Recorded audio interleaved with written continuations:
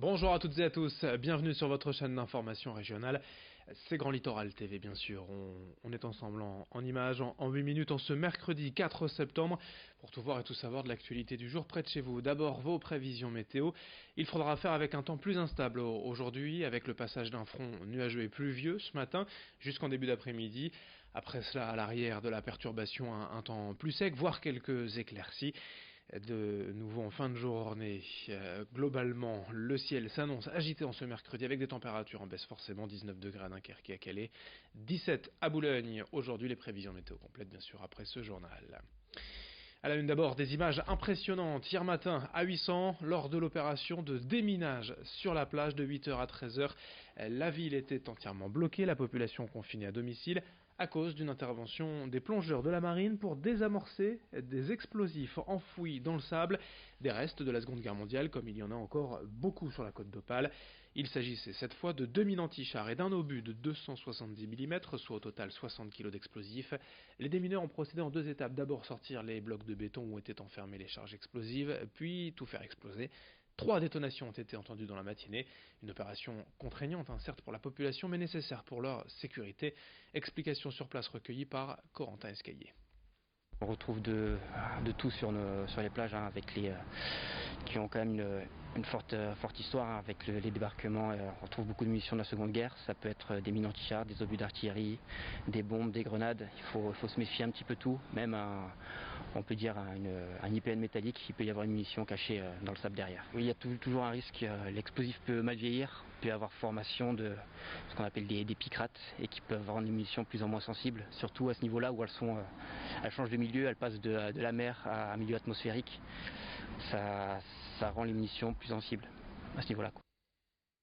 Il y a tout juste un an, en septembre 2018, la communauté urbaine de Dunkerque frappait fort en mettant en place la gratuité totale des bus urbains, une première en Europe pour une agglomération de cette taille. 12 mois plus tard, le bilan est donc largement positif, les chiffres sont équivoques. 65% d'augmentation de fréquentation en semaine, 125% le week-end, 50% des usagers déclarent prendre le bus plus souvent qu'auparavant. D'anciens automobilistes ont ainsi rangé leur voiture au garage. Pour rappel, la CUD a pu se permettre cette innovation car la billetterie ne représentait finalement que 10% du budget total des transports en commun, 4,5 millions d'euros, un effort moindre que dans d'autres agglomérations. Explication avec le président de la communauté urbaine, Patrice Vergrit, au micro de Louis Caillé. D'où viennent ces nouveaux usagers du bus? D'abord de la voiture. Pour la moitié d'entre eux, 48% des nouveaux usagers en fait a abandonné la voiture pour pouvoir prendre le bus, ce qui est vraiment encourageant, parce qu'à la fois pour l'environnement, à la fois pour le pouvoir d'achat aussi des populations, c'est vraiment une bonne surprise que ce report de la voiture vers le bus. Et puis ensuite, c'est aussi le développement de nouvelles mobilités, c'est-à-dire pour 33% des nouveaux usagers, c'était des gens qui ne se déplaçaient pas forcément, en tout cas qui ne faisaient pas le déplacement qu'ils faisaient en bus avant. Donc je pense en particulier aux personnes qui avaient particulièrement défavorisées, qui n'avaient pas les moyens de se payer un ticket de bus, ou des personnes âgées isolées qui avaient renoncé à se déplacer et qui maintenant se déplacent à nouveau. À noter que cette gratuité des bus dunkerquois intéresse à tel point que la maire de Paris, Anne Hidalgo, s'est rendue à Dunkerque il y a quelques mois. D'autres délégations étrangères également, et Calais a aussi annoncé vouloir rendre les bus gratuits à partir de janvier 2020, mais assez peu d'informations depuis quelques semaines concernant cette potentielle mesure à Calais. La braderie La rentrée scolaire a désormais passé, il est temps de s'intéresser au traditionnel changement de début de mois, et septembre ne déroge pas à la règle bien sûr. Explication en détail avec Rémi Desremeaux en plateau. En ce mois de rentrée, vous risqueriez bien d'être un peu surpris en lisant votre fiche de paye. Un nouveau taux de prélèvement à la source risque de s'appliquer pour certains. Ce changement résulterait de la déclaration de revenus que vous avez effectuée au printemps dernier. Si vos revenus imposables et votre situation familiale n'ont pas changé, ne vous inquiétez pas, vous ne serez pas concerné par ces nouveaux taux. L'obtention de la prime de conversion s'annonce quant à elle de plus en plus compliquée. Si vous détenez un véhicule diesel classé en vignette critère 2 et immatriculé avant le 1er septembre de cette année, vous ne pourrez plus bénéficier de cet avantage. Les entreprises, quant à elles, vont devoir s'accommoder d'une nouvelle loi.